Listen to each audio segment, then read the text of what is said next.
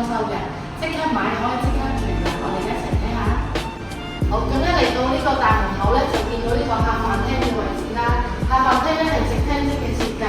咁啊會俾呢個陽台嘅。沙田廣場所有嘅單位都會俾一個陽台嘅，咁啊沙田站咧非常之稀有啊。咁陽台可以落山同埋種花，咁啊呢個方向向翻東南嘅，咁啊望翻到有一半景觀咧，望翻去呢個沙田中央公園嘅新城市廣場嘅景觀，非常之少有嘅放盤㗎。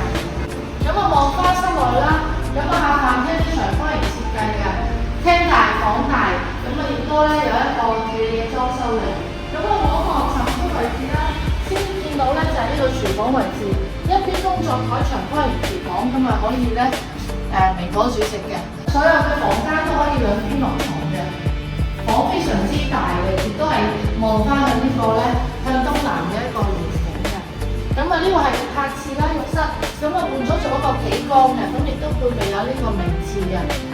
主人房啦，咁啊呢個主人房咧有兩邊窗，透光度非常高，咁啊向翻西北望翻老公山，望翻一個山景嘅，佢亦都可以有位置放到一個小朋友嘅書台，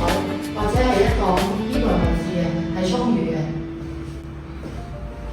咁喺走廊位置咧，沙田廣場特色亦都係有位置咧放到一個儲物嘅空間啊，去睇翻呢度嘅。